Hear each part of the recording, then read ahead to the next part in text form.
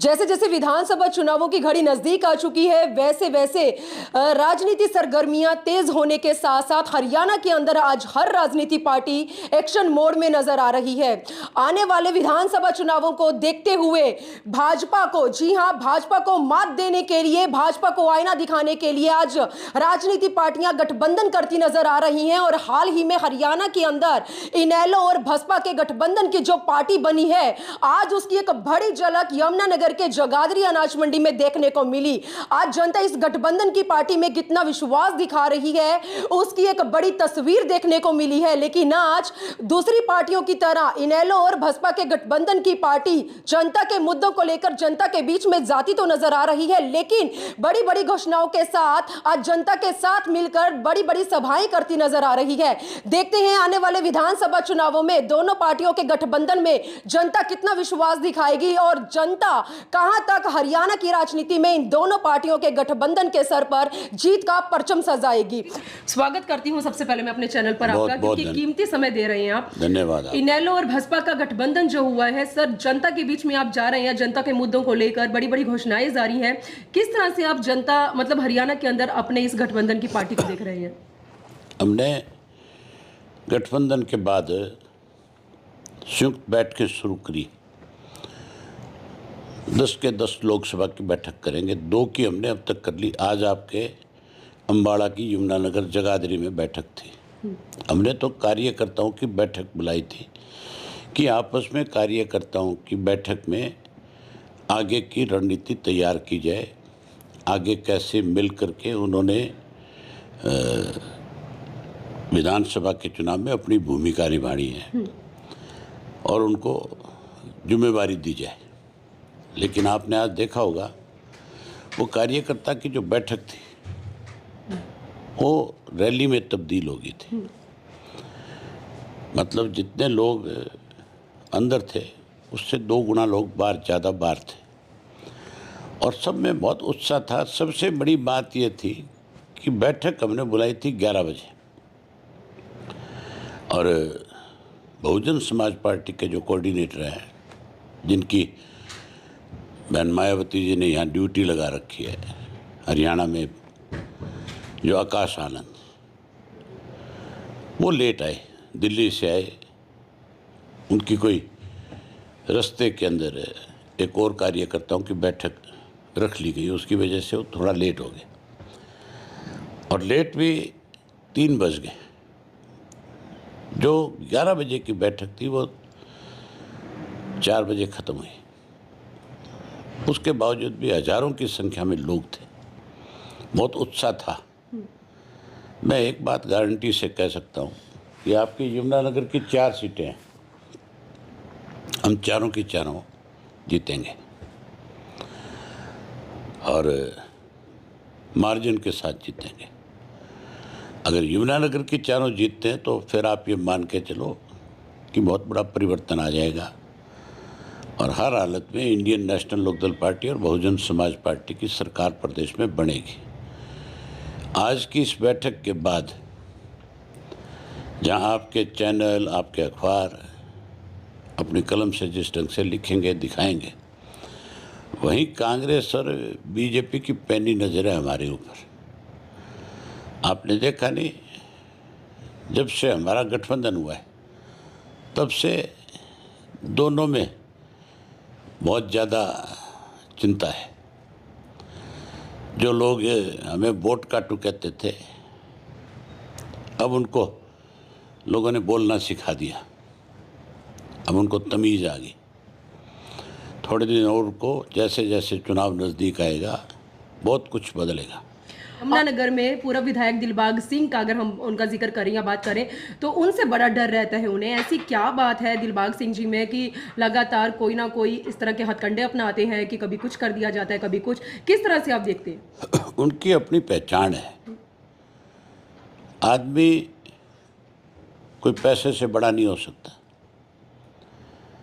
आदमी कोई बदमाशी से बड़ा नहीं हो सकता। नाम तो बड़ा हो सकता है लेकिन पहचान बड़ी नहीं हो सकती। पहचान उसकी बड़ी होती है जो लोगों के बीच में रह करके लोगों की सेवा करे, लोगों के सुख दुख का साथी बने। दिलबाग सिंह जी के परिवार की एक खासियत है, चाहे वो इनके फादर थे, चाहे उसके बाद इन्होंने उस विरासत को आगे बढ़ाया, राजनीतिक विरासत को, तो इन्होंने लोगों के साथ अपने संबंध अच्छे बनाए, सुख दुख में काम आए। यही एक बड़ी चीज़ होती है। अभय जी कहते हैं सत्ता में भी रहे जी, लेकिन सत्ता में रहते हुए किसी को परेशान नहीं किया, किसी का फायदा नहीं कर पाए तो किसी का नुकसान भी नहीं किया। उसी से आज लोगों ने एक फैसला कर रखा है। और फिर जिस तरह से भाजपा ने इनको परेशान किया, उससे मुझे लगता है कि लोगों को, जहाँ इनको तो कितनी की तकलीफ हुई मुझे पता नहीं, लेकिन लोगों को ज़रूर इस बात को लेकर के मलाल है कि हम इसका बदला जरूर लेंगे। कहते हैं बूंद बूंद से सागर भरता है, और आज हरियाणा की राजनीति में इनेलो और भाजपा का जो गठबंधन हुआ है, जनता काफी हद तक इसमें विश्वास दिखा रही है, क्योंकि ग्राफ लगातार धरातल पर भी मजबूती के साथ आगे बढ़ रहा है। अगर जनता दोनों गठबंधन की पार्टियों में विश्वास दिखाती है या आपके सर पर जीत का सेहरा सजाती है, तो आने वाले समय में आप हरियाणा के अंदर जनता की उम्मीदों पर किस तरह से खरे उतरेंगे? हमने 9 वायदे किए हैं लोगों के साथ।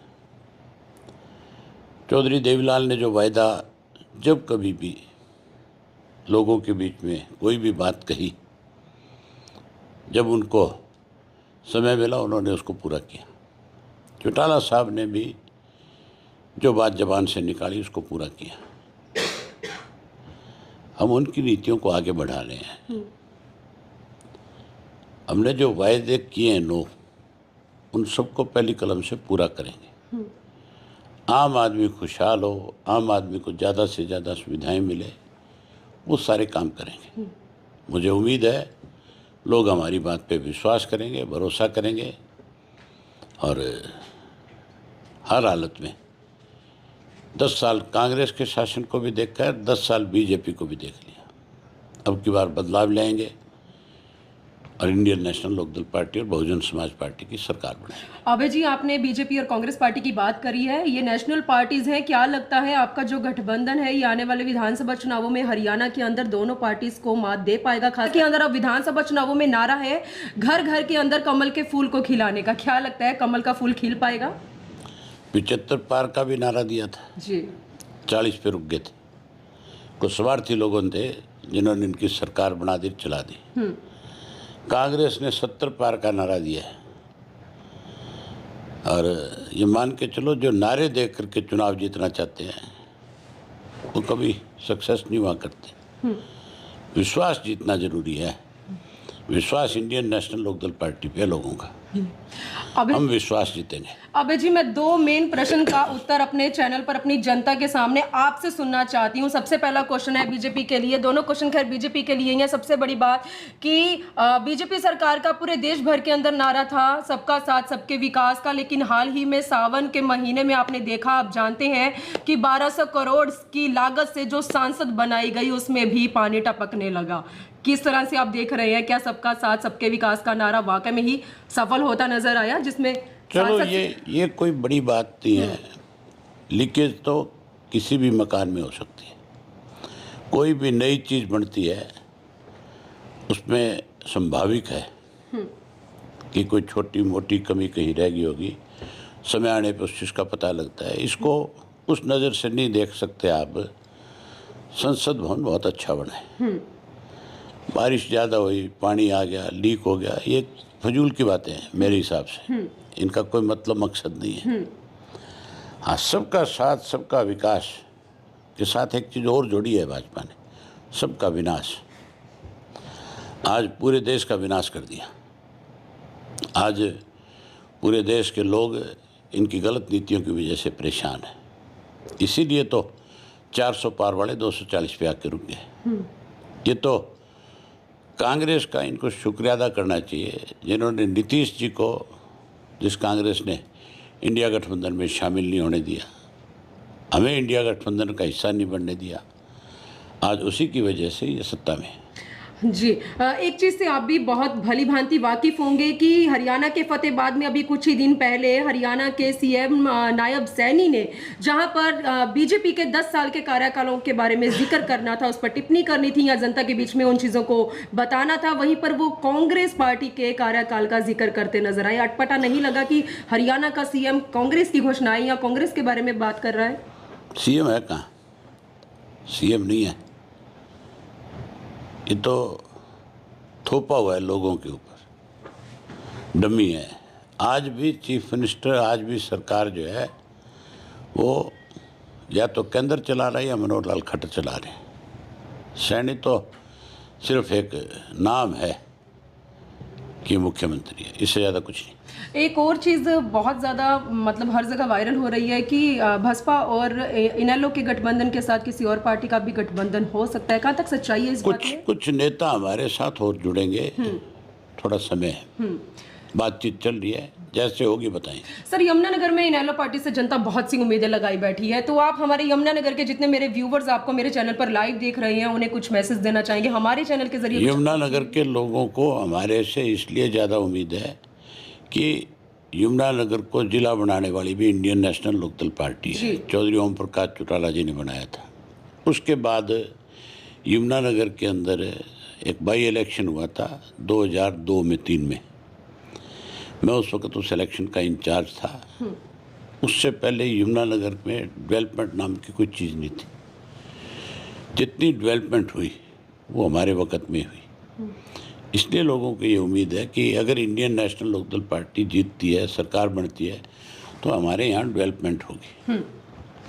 चलिए, बहुत बहुत धन्यवाद सर आपका। तो ये थे इनेलो से दिग्गज नेता अभय चौटाला, जो हरियाणा की राजनीति में बसपा गठबंधन मतलब बसपा पार्टी के साथ मिलकर अपनी सरकार बनाने का दावा नहीं जता रहे हैं, बल्कि ऐलान कर दिया है। और उसकी आज एक बड़ी तस्वीर जगाधरी की अनाज मंडी में देखने को मिली है, क्योंकि कार्यकर्ता सम्मेलन समारोह रखा गया था, लेकिन वो मिलन समारोह एक तरह से महारैली में तब्दील होता नजर आया। उसी से पता लग गया कि आज दोनों गठबंधन की पार्टियों में यमुनानगर के साथ साथ हरियाणा की जनता कहां तक अपना विश्वास दिखा रही है। लेकिन आज दूसरी पार्टियों की तरह अभय चौटाला और जो बसपा के जो दिग्गज नेता हैं, वो जनता के मुद्दों को उजागर करते हुए जनता के बीच में जाकर बड़ी बड़ी घोषणाएं तो कर रहे हैं, लेकिन आने वाला वक्त बताएगा कि हरियाणा की राजनीति में जनता अपना कीमती वोट देकर किस पार्टी के सर पर जीत का सेहरा सजाती है और कौन सी पार्टी आने वाले समय में जनता की उम्मीदों पर पूरी तरह से खरी उतनी नजर आएगी। वक्त बहुत बलवान है, लेकिन आने वाले 3-4 महीने में ये सारी चीजें, ये सारी तस्वीरें साफ साफ क्लियर होने वाली हैं। तो मेरी आप लोगों से अपील है कि आप लोग इस वीडियो को ज्यादा से ज्यादा शेयर करें और अभय सिंह जी के साथ हमारी जो भी बातचीत हुई है, आपको वो विचार